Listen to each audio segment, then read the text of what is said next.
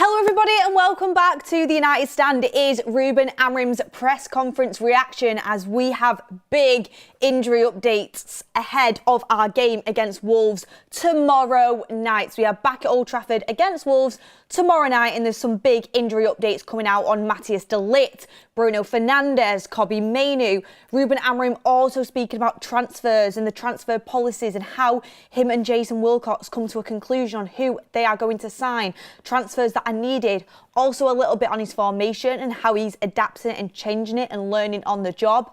A lot of praise for Bruno Fernandes and his leadership. And also Bruno Fernandes already pestering, despite being injured, to Ruben Amorim to train. He's a leader and Ruben Amorim is very, very complimentary of Bruno Fernandes and what he brings to this team and what he brings in his role of being a captain. There's been a lot of talk about it. I mean, if anyone watched the fans forum on Boxing Day of Ricky saying he'd rather have Ugarte playing than Bruno Fernandes, that clip went pretty big everywhere. I don't agree that some people will though. And I mean, it's funny, isn't it? Because in that game, Manchester United could barely string two passes together in the second half. But Ricky will say on the fans forum that we can't pass the ball properly and we can't build up to a long piece of play where we build up the ball pass after pass after pass because Bruno is in the team. That's what he'll say. Yet when Bruno doesn't play, we could barely string two passes together in that second half. So I do think we miss him, but he won't be back for the Wolves game.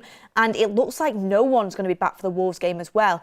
Big Mason Mount injury update too, because he's a bit touch and go for that Wolves game and whether he's going to be there or not. We've seen him in training, but is he going to be there? Just bear in mind as well that these quotes are coming out from post Newcastle. This was done. The interview was done, the presser was done post-Newcastle. So a little bit of time has gone on since then. So things might have changed. You know, Mason Mount might have trained really well. He might be available. Harry Maguire might have trained super well. He might be available. I very much doubt he will be. But we've seen images of him getting back onto grass. So let's see what happens with this. We'll get into the quotes. But look, everyone, thank you so much for joining us on this lovely Monday. You always forget what day it is over this Christmas period. My mind is everywhere. I'm super tired because my sleep schedule is absolutely, just completely out of whack. I've had enough food to film it literally for the whole of next year, and it's one of them times where the festive period's on, there's football left, right and centre, you're just kind of working your way to the new year, and thank you everybody for joining me in this festive period. Hope you all had a lovely, lovely, lovely Christmas. Is Mainoo back, says Bashir straight away. No. Mainoo is not back, so let's get into it. So, this is what Ruben Amorim has had to say on surprising the opponents with different formations in the Newcastle game. Actually, let me get into the injuries first. Sorry, guys. I just got my wrong quote out. So, let me get into the injuries that Ruben Amorim is giving us updates on. So, Amorim on injured players. No, I don't know how Mason Mount is going to be for that Wolves game. I think Kobbie Mainoo, Bruno de Ligt and Harry Maguire will not be ready either. So I do not think we are going to have any more players. And to that, I'm frustrated, obviously. I want to see these players playing. Without Mason Mount, it's going to be a real struggle. No Bruno Fernandes, no Mason Mount and no Kobbie Mainoo. You basically don't have a creative midfielder in there at all. You don't have an attacking midfielder in there at all. People will argue Kone is, but I'd say Kone is a bit more of a forward player. Jack Fletcher, will he come in and start again? I saw very mixed reviews of Jack Fletcher after that game and I was a bit taken aback by it. Did he go and score a worldie? No, but he came into a really, really, really tough game. He held his position really well. We didn't concede. He worked super hard. It was a game where we didn't have much possession and nobody was really taking it by the scruff of its neck and getting us out of our third. He defended really well. He stuck to his position really well and he was tidy with the football. You can't really ask for anything more than that for a player that's coming into a huge Premier League game, a very intense Premier League game, who hasn't barely got any Premier League experience whatsoever. So I thought Jack Fletcher did really well to hold his own at Old Trafford. Look, we won the game with him playing for a whole half of football. He's a young guy that literally needs to adapt to the pace of the Premier League. He's only just coming in. So I thought some people were being incredibly harsh by saying, well, Jack Fletcher didn't do all that much when he came on. 45 minutes of football in a game where we were completely under the cosh and we were being dominated. It would be really tough for anyone on their first game, really, first proper game to come in and be man of the match. I thought he absolutely played his role fine. And I think there's more to come from him. I think he even said on his post-match interview that he's excited to actually get on the ball more and show people what he can do. He barely got any of the ball in that game. And what he did do, I thought he did pretty well. So Jack Fletcher, I thought, looked good. And I would trust him to play in this game. However, to lose your experienced playmakers like Mount, Bruno and Manu is going to be a big, big blow. It massively is. And we all know we can't rely on Zirkzee to come in because Zirkzee looks like he's already got his Uber and got off to Roma. He did not look interested one bit in that game against Newcastle when he came on. I know it's a tough job. I get it. But I can tell with players with body language on the pitch, he just did not look interested. And I like Zirkzee. I've literally said I want Zirkzee to get more game time. Back end of last season, I thought he looked good. I thought he had more to give. But when he's had his opportunities this season, he's not really given too much. And in that game, I thought it's probably the worst I've ever seen Zirkzee play. So it's not a great time to really be bringing him into the mix. Because sometimes when a move is on the cards for a player, and I'm not saying that he's not trying, I'm really not saying that. But in the back of his mind, he'll be thinking to himself, don't want to get injured here. Because if he gets injured, the move's off. And you want to get that move. You want to go and play football. You want to try and knock on the door for the World Cup. That's in his mind right now. So if you're relying on Joshua Zirkzee to come in and give 110% and go into every challenge, you might not get that because subconsciously in the back of that player's mind, if I get injured, this move is off. And I don't know if he'll be thinking that, but it could be there. That's happened before. So let's see. Zirk before the injury was on fire, says B, separate. He's not been on fire at the moment. That cameo against Newcastle, I know it's a really tough job when you have two defenders hunting you down and his game isn't really going winning balls out the air. He likes it into his feet. He's a technical player, but he just looked way, way off the pace. So it's not as if you could rely on him as a sort of creative midfielder. So yeah, just a clear update on the injuries. This was after the Newcastle game. Amorim said this, so this could change. There's been a bit of time between then. You know, that was on Boxing Day. We're now on, the 29th? So 26th to the 29th. There has been a bit of time before then. So Mason Mount, he doesn't know. Hopefully he's back. Will he start? Amorim. One thing Amorim won't do is he won't risk players if he... I was going to say if he doesn't have to. You would say he probably does have to. But he still won't risk players. He really won't. He never risks a player for the sake of winning a game. He always puts the player welfare and the risk of injury before even getting points. I've seen him do that multiple times. So don't know if he'll risk Mason Mount, but he could be there. He has been pitching in training. Maybe that can give us a hint. Kobbie Mainoo, Bruno, Ligt and Harry Maguire will not be ready. So we're not going to have any more players available for that game. So we're going to have to go off what we've got. Who would you pick to play in Mason Mount's position? Would you go for Joshua Zirkzee or would you go for a Jack Fletcher type role?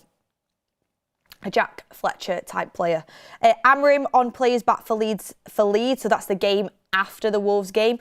Also, don't you think it's strange how we're playing Wolves twice before we've even played Leeds once? Doesn't make sense in my head, but you know what? I'll take Wolves at home. Don't want to get clipped up saying this, and I really don't want to be overconfident, but I will take Wolves at home. You just can't give Wolves 3 points at home, can you? You just can't. I mean, you can't even give them 1 point. This is one of the worst Premier League sides, if not the worst Premier League side we have ever seen. They've got 2 points. 2 points on the board. And to be fair, when I watched them against Arsenal, they held them all the way. And if they do come and just park the bus, which I assume they will, we might struggle with that and we have a depleted team. But come on.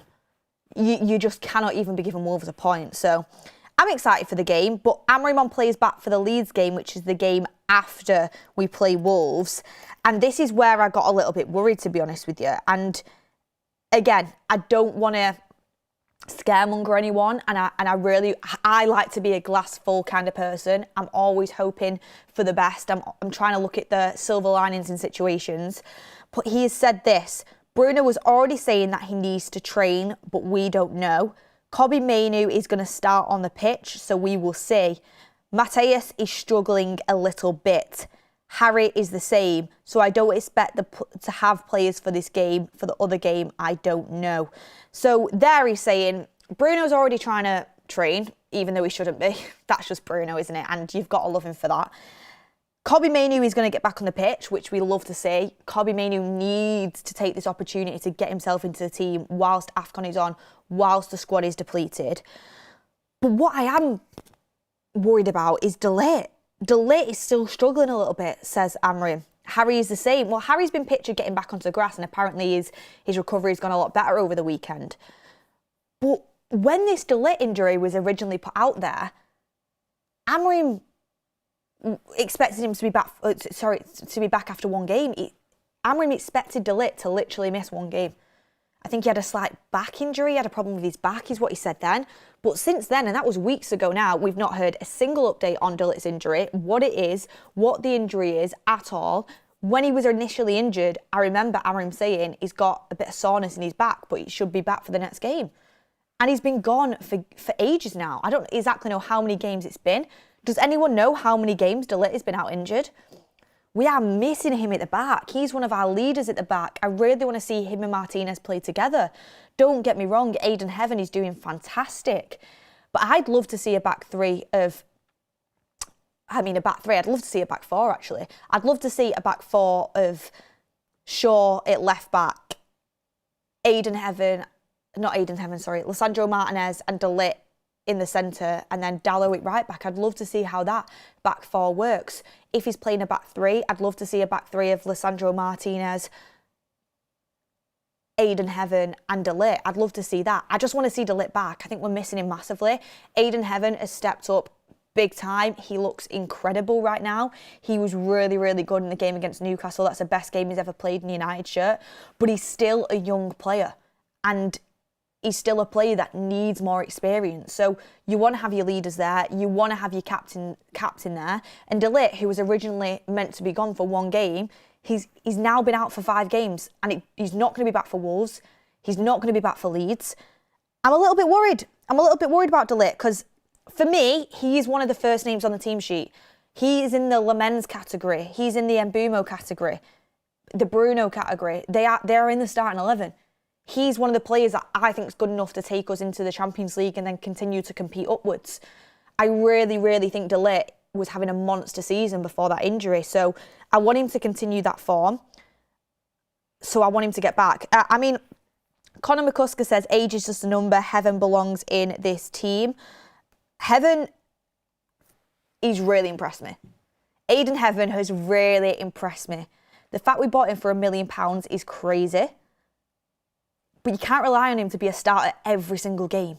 He's still super, super young. And sometimes you're going to need to give him a bit of a rest. Sometimes you're going to need to take him out the limelight.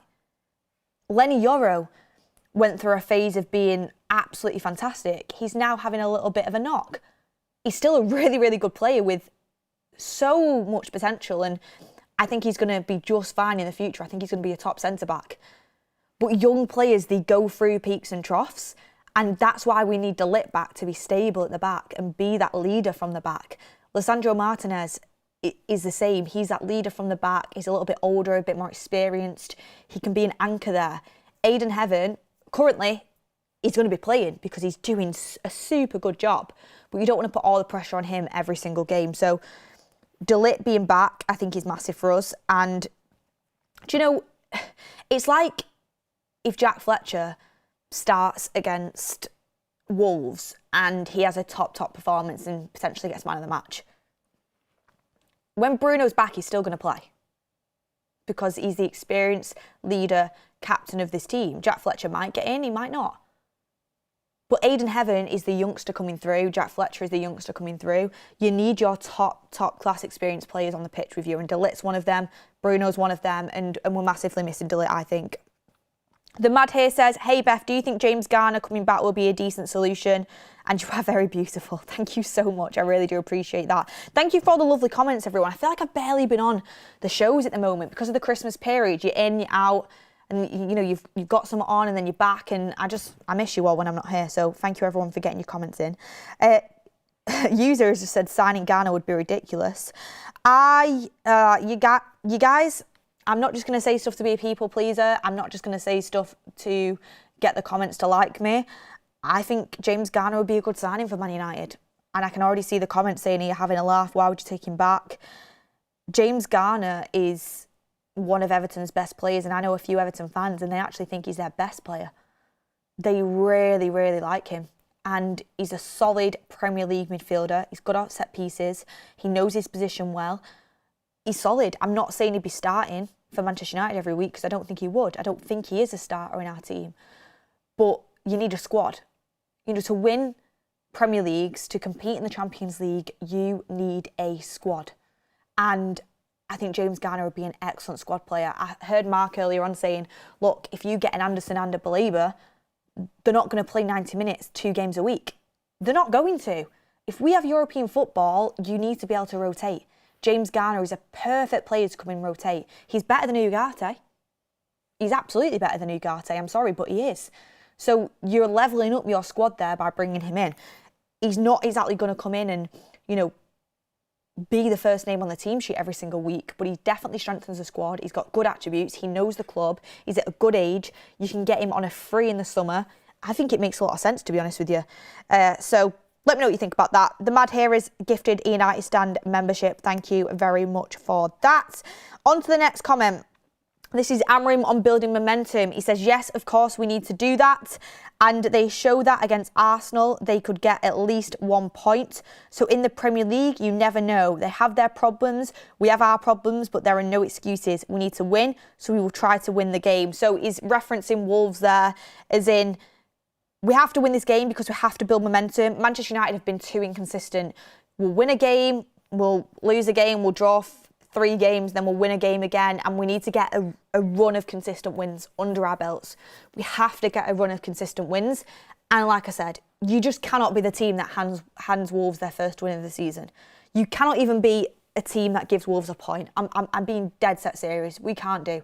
It'd be so embarrassing, even with the amount of injuries that we have and plays at AFCON. So we have to win. We have to build momentum. We've also got another tasty fixture after this. Leeds is coming up. Leeds are looking really good, by the way. Leeds will give us a run for our money for sure. Calvert-Lewin is on fire. He'd be doing a pretty good job at United right now. And this is coming from a person who didn't want Calvert-Lewin at United. I feel like I was a bit too snobby in the summer and he would have been a good option for us, to be fair. So he mentioned about Wolves nearly getting a point from Arsenal, and they did. They very much nearly did. If not, maybe should have. And Arsenal are one of the favourites to win the Premier League this season. So if Wolves do park the bus, they could cause us problems. They caused Arsenal problems by parking the bus, and they really could have got a point there. So I think Amorim's referencing that Arsenal game because he knows with our team there is a world in which Wolves come here and could get a point. You know, Everton with 10 men managed to get 3 points out of us. West Ham, who are relegation fodder, let's be honest, and I think actually I'm surprised because they are a big club, genuinely might do well to stay up. I think they're going down. I think West Ham are going down. I think Leeds look good right now. I don't think Leeds are going. I don't think Nottingham Forest are going at all. And if you look down the bottom of that Premier League table, you struggle to think who is actually going to join Burnley and Wolves in going down. So I think West Ham could seriously go down. They managed to get a point out of us. And we've lost players since them games. So as much as our confidence is up, we managed to get a really well-fought, hard-earned 3 points out of a good side in Newcastle. You never know with United. And sometimes certain teams, they'll come and they'll park the bus against us and we don't know how to break through. So Ruben Amorim probably knows that could happen. So he's referencing that Arsenal game saying, look, Wolves nearly got a point against Arsenal and look how good they are, just in case that does happen. Because there is a possibility. You can never just say it's absolutely 100% nailed on 3 points. So we've got to be on our A game. And again, certain players are going to need to step up. Kone is a big one in this game. Look, ex-Wolves will have the bit between his teeth and becomes the leader from the front in this team. And Mbumo's not there. Bruno's not there. Mount might not be there. He's going to be the serious star guy in that front line for us against his former club. I can picture him having a really good game. Casemiro being the leader in the midfield, he's probably going to have to step up and have a really, really good game. And I thought he played well in the time that he was on the pitch against Newcastle. Lisandro Martinez, another one who's going to have to stand up and really show himself the way he did against Newcastle. We won that game because Lisandro Martinez was absolutely fantastic at the back. And so was Aidan Heaven, to be fair to him. So we've got to employ the same principles as we did against Newcastle, but I'd like us to be a bit more on the front foot. I'd like us to create more opportunities against a struggling Wolves side that have 2 points in the Premier League over a Newcastle side which genuinely can cause you serious problems, and we've had a tough time against in the past. Tom McBride says, have we unlocked a new Bale in Patrick Dorgu? Look, I wouldn't get carried away with Patrick Dorgu's performance against Newcastle. I am absolutely buzzing for him. I've been a huge critic of Dorgu, not because of his attitude and his work rate. I think they are absolutely second to none. Patrick Dorgu has the attitude of a United player. He has the work rate of a United player. He gives 110% and I cannot fault him for that. He seems like a really good character. He seems like a great young professional in the dressing room. I just was concerned about how he is when he's on the ball and his decision making at times. However, Amorim, to be fair to him, has spoken about Dorgu's confidence and that's what's holding him back. When he plays as a right winger, he's not got the fear factor of his position playing as a wing back and, you know, getting up and getting down as much. Although I think naturally he just did track back really well because he's used to that position. So he had more freedom on the ball because he was basically playing as a right winger. So he felt like he wasn't overthinking his passing, his dribbling, you know, when he was going to take on a player, when he was going to cut back as much because he wasn't playing as a wing back. And if you lose the ball as a wing back, you know, it's a long way back. You lose the ball as a winger, you've got Dalot behind you. So you have a bit more freedom there. And he was so much better with that freedom. So maybe there actually is a really good player in Patrick Dorgu. He is only 20 years old. You never want to write a young player off early. So Amorim, if he's kind of unlocked something in him by giving him that confidence, by playing him a bit further forward, maybe he can embody that when he does eventually drop back again into wing back. Because let's put it politely, he's not taking Mbeumo's spot and he's not taking Ahmad's spot, is he? Let's be honest. Like, Ahmad and Mbeumo are better players than Dorgu, but when he gets back onto the left and he's playing as a left wing back, if I was Amorim, I'd say play like you were doing when you were playing as a winger. I want you to play with that confidence. Don't worry as much about what's behind you. You've got the pace, you've got the power to get back.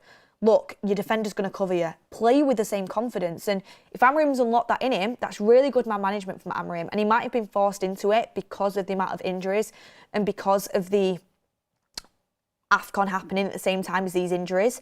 However, I don't think any United fan would have started Dorgu on the right wing in that game. I don't think any United fan would have predicted that. So Amorim, if he's unlocked something in Dorgu there, then fair play to him because he's got some really good attributes and he's a player that I want to see do well, despite me criticising him. I think rightly so from previous performances. The Mad here says, hey Beth, do you think Sesko Kone will be given a chance? Miss seeing you on the show, miss your presence and beauty. Thank you very much, my dear. Do I think Sesko Kone will be given a chance? Eventually I do. I think he's too good to not get a chance. I don't think any time yet. I think they're nurturing him. I think they're building him up. I think they are waiting for him to be 100% ready. But he was brought in for a reason. They want him to develop into the first team. He's still a young player. But soon, I think we will see more of him being in and around the first team squad. He's 19 years old. He's 20 in February. At that age, you start to go into the first team, don't you? You start to build up into the first team. That's when you've really got to try and make it. If you're getting past the 20-year-old mark and you're not in the first team squad, then question marks start to arise. It can still happen, but around 19, 20, you really want to be in the first day match day squad. So I do think he will begin to be included in the first team, but they were waiting for him to adapt. You know, it's a different country, it's a different culture for him, and he was very raw when he first came in. But he's got really good quality, and the plan is to have him in the first team. So I don't know if it'll be against Wolves. It might be, but I think it will be soon. I do think it will be soon. He also has been training with the first team, I'm pretty sure, as well. So it might be against Wolves. He gets on the bench. He's been on the bench before. But I do think back end of the season, pre-season, is when you'll really start to see Sesko Kone coming into the first team, which I think will be good because, I mean, Ward was telling me the other day that he watched him in his last game and he was really, really impressed. I know people that watch the academy quite regularly are super impressed by him. And when you watch the academy, certain players just stand out. And I know he's one that's standing out to a lot of people. So it'd be nice to see him get into the matchday squad, especially when we were desperate for a midfielder with his attributes, box to box, can hold his position really well, good on the ball, aggressive in the tackle, aggressive in the press. We want someone like that. So yeah, let's see what happens with him. This is interesting as well. So, there was another quote actually from Amorim on Bruno, and again he doubles down on Bruno not playing against Wolves, because I think the reporters were saying, look, Bruno sometimes, you know, he's on crutches and he's in a big cast, and then 3 days later he's playing. So, is there any chance at all Bruno might somehow magically return against Wolves? Because we've seen it happen. We've seen him magically return even when he's meant to be injured. And Amorim said this: no chance he plays against Wolves. No chance. You can write that. So he's basically saying there's absolutely 0% chance that Bruno can play against Wolves, even if he's trying to train, even if he's pestering, trying to get back. By the way, his attitude is just fantastic. Amorim's putting his foot down and he's definitely not playing. But Bruno will probably be back sooner than you think. I think Bruno will probably miss Leeds, and then I think he'll be back, because he can't sit out. He physically can't do it. And even, I think, when was it? Was it before the Spurs game when he was in that cast and he was on crutches, and then next thing you know he's playing? He's just an absolute monster. His professionalism is unmatched. He's played for injury before for Man United, and I think the United medical staff will have to put their foot down and make sure they don't irritate that injury. A soft tissue hamstring injury, if you go too hard on that, or if you come back before you're ready, it can be really damaging. So they've got to be careful, but also at the same time, Bruno will not shy away from any chance of playing, and he'll be trying his hardest to get back for Manchester United. It's what he always does.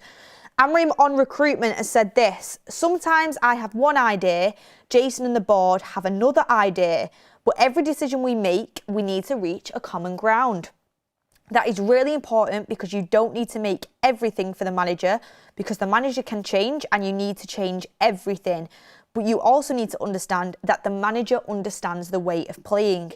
If you don't reach a common ground, the player would not come. So we just try to reach that common ground. We try to make all assessments on how they live, how they train, and their characteristics. And I found this quote really, really insightful. And the reason being is because we know that there has been certain decisions where Amorim has wanted a certain profile of player, and Wilcox, Vivell, Omar Barada want a different type of player. Amorim's looking for the now, and how do I win now? What is best for me now? Because he knows he's not got unlimited time at Manchester United, even though it might have felt like it over the past year. And Jason Wilcox, Omar Barada, Sergeant Ratcliffe, Christopher Vivell, they're working under a transfer policy where essentially they want to try and buy younger players. I mean, they're open to buying a few more experienced players and when I say experienced, they're still, 25, 26 when we bought them, the Kone and the Mbumo. So they're still literally just about to go into the prime. They've still got loads of years left on the contract. They've still got resale value, of course they do. But with the striker position, it was very well reported that Ruben Amorim wanted Ollie Watkins. That was his pick. And Man United said no to it because he didn't have any resale value, and Aston Villa wanted around 55, 60 million, and they thought we're going to be buying Ollie Watkins for 55, 60 million. He's 30, he's got no resale value, we're going to have to pay him a pretty decent wage. No. Longevity-wise, it's not got much longevity in it. But that is the player that Amorim wanted. Look, we all know it was Christopher Vivell that pushed Sesko. He pushed for Sesko, and he liked Sesko a lot. And on that occasion, they went with Vivell over Amorim. Amorim, of course, had to eventually say, yeah, I'll take Sesko. Of course he had to. If he was sat there saying, no, the deal, we don't know 100%, but it wouldn't have happened. They have to come to a common ground, is what Amorim is saying.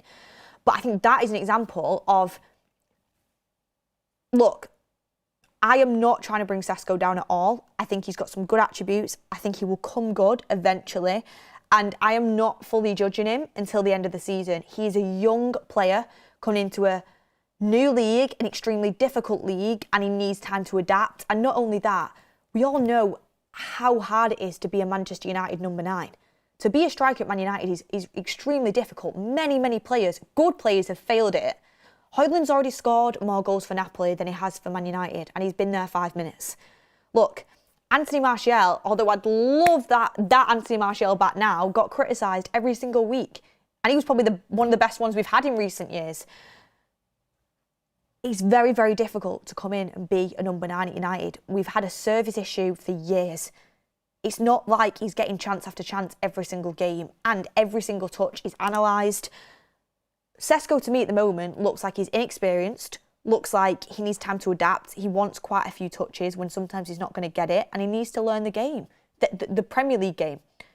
But he's got some good attributes. I actually don't think I would have taken him off against Newcastle. I thought he was doing pretty well at that point. He grew into the game, in my opinion, and he's had some good moments. However, no one can deny, I don't think, that if we would have had Ollie Watkins this season, we would have been better. Ollie Watkins, at the moment, is a better Premier League striker. Look at what he did when he came on against Chelsea. He's experienced, he knows the league, he holds up the ball really well. Don't get me wrong, sometimes he needs a few chances. He's not an Erling Haaland, he's not a top-tier Premier League striker, but he's a very good Premier League striker. He would have been better than Sesko. For the now. And that's why Ruben Amorim wanted him. Because Amorim wants to win games now. He doesn't want to win games in 5 years' time. Well, he probably does if he's still here. But he knows he's not got 5 years. He knows he's not got a season for Sesko to adapt. Sesko could be better than Watkins in the future. Sesko's 22. Watkins is how old? 30, is it? Let me just double check. Yeah, Watkins is 29 and Sesko is 22. So 7 years between them. Like, Sesko could easily be better than Watkins in the future, but currently Watkins is a better Premier League striker. That's why Amorim wanted him, because he wants to win games now. And you talk about resale value, but look, we bought Højlund young for resale value. Did he have much resale value, really? What are we getting for him? 40 million euros, option to buy, when we paid 72 million for him? Who knows if we'll ever get 70 odd million back for Benjamin Sesko? Yeah, you would have forked out a bit on Watkins, but he would have been a player that could have been the difference between Champions League football and not Champions League football, which the money is coming back in itself. Sometimes you've got to invest to win now, and then in the future, look at players with resale value to bring in when you're in a comfortable position. Look, United were 15th last year. We need Champions League football. It's as simple as that. He's buying inexperienced players that are going to need a lot of time to get up to Champions League level, going to get you into the Champions League. Look, I think Sesko's got promise. I think he's got potential, and I really want him to succeed. I really do. But we should have had someone experienced in there as well. However, shoe on the other foot, Amorim really wanted Martinez, and he wanted Emi Martinez from Villa for the exact same reason. He wanted an experienced keeper, a leader, someone with a bit of bite, someone who's going to put a bit of nastiness into the squad in a good way when you're on the pitch. And look, I think Emi Martinez is a top-class keeper, an absolute top-class keeper. However, we went for Lemens. He was much cheaper, much less wages, and I think longevity-wise, that's going to work out to be the better signing. I do. I think Lemens looks really good. And look, he's so young. He's still got so many years to come. And he's going to get better and better. So that one, I think, has worked out for the better. So far, the Sesko one, at the moment, hasn't. If you look at Watkins, if you look at Sesko, so far it hasn't. In the future, we might be saying, thank God we went for him. Thank God we just give him that year of patience. But right now, it's kind of... Lemens thinks worked out for the better. Would I ever rather had Watkins? Yeah. But let's just see what happens. But that's what Amorim's talking about when he talks about recruitment. But then again, I'm thinking, which bit of recruitment has actually gone Amorim's way, right? Which bit of recruitment has actually gone with what Amorim wants? Because Sesko is what Vvel wanted and the scouts wanted. Lemens is what the scouts wanted. I think Wilcox was pushing for Lemens. Mbeumo and Kone, people say, well, Mbeumo and Kone were Amorim's choices. Yeah, because Wilcox and Barada are going to sit there and say no to two of the best attackers in the Premier League. I wouldn't exactly say Amorim got his way. Oh, well, in Amorim, you finally got a transfer, the one that you wanted. Who's going to say no to Mbeumo and Kone? They are two top class Premier League players. So Amorim, I think, is yet to really decide a transfer. I do actually think the transfer team are basically fully in control. And it's put out there that it's a collaborative effort. And I do think it is a collaborative effort. I think Amorim gets listened to. I think there's absolute conversations between all parties. But Wilcox, Barada are never going to sign off a transfer that Ruben Amorim wants unless they see some sort of resale value in it or it ticks all the boxes that they want. So realistically, it's their final decision. Nothing's Amorim's final decision. And some people might really like that because Amorim may not be here in 2 years' time. And look, we give Ten Hag full sign-off and that didn't work out very well, did it? So I don't think a manager should ever have 100% sign-off, especially in this day and age. You do need a recruitment team. But I'm absolutely of the firm belief that United do keep doing the same things over and over again and expecting different results. A lot of our recruitment we've got better at. Ligt, a fantastic signing. Mazraoui, a fantastic signing. I think Euro for the future will be good. And Mbeumo and Kone are just absolutely fantastic. Lamens has been really good. So we are getting so much better in terms of recruitment. Aiden Heaven, that came from the recruitment team, and what an absolute coup that was. So you've got to give the recruitment team a lot of credit because they've done a lot of good. So I think the setup does work. My only little bugbear with it is sometimes I think we're so afraid of just paying a bit of money on some experience because of their age. Like, if Mbeumo was 28, we wouldn't have gone for him. If Kone was 28 or 29, we wouldn't have gone for him. And sometimes I think, if, for example, we were scared to go for Watkins because of the age and the price, but if we would have gone for him, it would have made us better. Sometimes I do think you've got to have all age ranges in your team, is what I'm trying to say. So, yeah. Anyway, to round off the point, I don't want to be too harsh because I think we've got a lot better at recruitment, but how many times are we going to sign young strikers from leagues that you need time to adapt from for silly amounts of money? And I hope Sesko does well, and I think he can do well. I think he can. But we should be signing them top sort of players when you've already got like a starting number 9 that is experienced and ready to go. You don't want to put all the pressure on them. We did it with Højlund. We've done the exact same thing again. We got Højlund in for very big money, needed time to adapt, a lot of pressure on him. Didn't work out. We've done literally the exact same again with Sesko. He's got more experience and he's played more Champions League, but he's still going to need time. And with a number 9 at United, you want to see a number 9 scoring goals week in, week out. You want to see that. And with Sesko, he's going to need time. And I think not many people are always willing to give that time, especially when we're in need of winning. In need of winning very, very quickly and scoring goals very quickly. But I suppose that's where Kone and Mbeumo's experience comes in. Anyway, on to the next quote. Kind of literally went on and on and on with that one. Amorim on surprising the opponents with different formations in the Newcastle game. He said, I remember the game from last year. I think they have more physicality. If we go in the back 5, they already knew the player that needs to jump in to transform the game 1 against 1 against this team, and I think we will lose. I'm just trying to improve in all the mistakes that I did last season. I'm trying to learn a little bit of things to change things. So with that, Ruben Amorim is basically admitting, I've needed to change.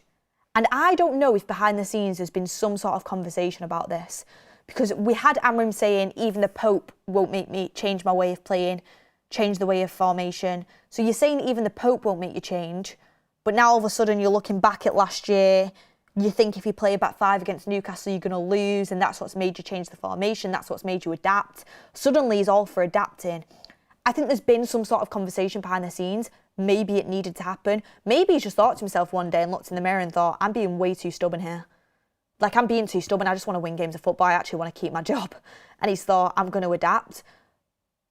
But it takes sometimes a lot of humility to do that, especially as a manager, when a lot of managers do have a bit of an ego. After all of the press conferences, of the interviews, of him saying, I'm not going to change, I'm not going to change, I'm not going to change. If you want to change the way we play, then you've got to change the man. I actually think it takes a lot of humility to step back and say, look, if we would have played a back 5 against Newcastle, I think we would have lost. That's why I played a back 4. So fair enough to Amorim on that, and hopefully we can continue to surprise the opposition, because this is the thing. Pep Guardiola, one of the best managers of the last decade, surprises the opposition. He's played multiple different formations and ways and styles since he's been at Man City. You had the way that they played when they have Gabby Jesus up front and Aguero up front. And now it's so different with Erling Haaland up front. There's so many different ways of playing that Pep Guardiola has undertaken, and it's worked for him. I think every top-class manager has different strings to their bow, has different tactics that they can utilise. And don't get me wrong, I'm not saying Amorim only has one tactic. I get that sometimes we change our tactics in game and that worked for us. However, that formation was so easy for other teams to just set up against, and we needed to do something. And now, if a team doesn't know whether we're going to play with a back 4, whether we're going to play man-to-man, whether we're going to play with a centre-back pushing into the midfield and jumping in, whether we're going to go with that back 3, then it's not as easy for the team to set up against us, and it gives us a better chance. So I think it's good to have different ways of playing and different formations in your armour. And for example, Eddie Howe was caught out by that. He tried to say he wasn't, but he was. And I think that's a good thing to be able to do to opposition manager as well. He also said the importance of Bruno even when he isn't playing. He said, Bruno cannot be that guy that's not talking and speaking when he's not playing. He is always speaking. That's why he's the captain. He has bad things sometimes, the way he moves his arms, but he has a lot of good things, and he's always leading the game. The practice, every time he makes a recovery, he is the guy that's going to watch the other guys in training that day. So there is a lot of things that you guys don't see that he does.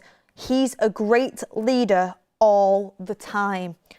Absolutely loves him.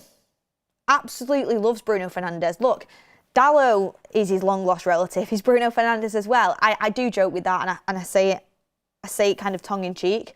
I highly rate Bruno Fernandes. I think he's a really good captain. I think he's a really good player. Don't like him playing in the midfield. I don't think it's his position. I think his position is closer to goal. I think his position is just in behind the striker. I even like Bruno as a false 9. I'm not going to lie to you. I've loved the games he's played in false 9 before. Don't like him as one of the deep line midfielders.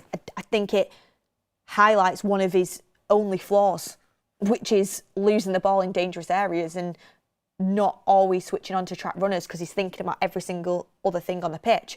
I get you still have to track back when you're playing further forward, but it's really, really crucial when you play in that position. So I love Bruno. Look, I'm not saying I know everyone in the club inside and out. I'm not saying that. But when I've been to press conferences before, when I've spoke to people in the club, when I've been at Carrington because I've been lucky enough to do so, every single person that I have ever spoken to glows about Bruno Fernandes and about how good he is with the academy, how good he is with the younger players, how good he is as a captain, how good he is with charities, how thoughtful he is, how kind he is, just how much of a good person he is. So many people say it. Everyone I've spoken to has said it. Nobody's ever had a bad word to say about him. And obviously, you would, even if someone did have that to say, you wouldn't expect them to go out and say it to somebody like, someone they were just passing by or anything like that. But there's no need for people to say all of these amazing things about someone if they weren't actually happening and if they weren't having that sort of impact. So I know some people maybe don't like his style of playing, how he loses the ball, and when he does that in the midfield position. But so many people criticise his captaincy because of the arm waving, which Ruben Amorim has just highlighted is one of his downsides. It is. Like when he waves his arms, that's something that I'm not a particular massive fan of, but it shows that he cares. I would prefer it if he didn't, but not every single player is 1,000,000%, 100% perfect. And he's got so many good things as well.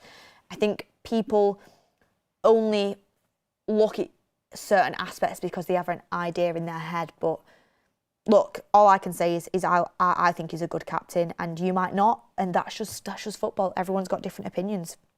Although I do think Lisandro Martinez did a really, really good job as captain against Newcastle. Amorim also said this on Bruno. He is the guy that's watching training even after treatment. So when he's having treatment on his current injury, he's going there to training I don't know if he wants my job or not, but he's a leader. The guy is a leader. So Amorim again speaking glowingly of Bruno, saying how much of a leader he is, how he's coming for his job. I mean, it's no secret that Bruno does want to be a manager after his playing career is over. So who knows? Maybe he's trying to take a few tips. Could you imagine? Could you imagine Bruno Fernandes as Man United manager? I think Ricky would. I think Ricky'd have something to say about it. What about Bruno as manager, Ricky as assistant? I could see that happening. But look, everyone's got different opinions. That's life.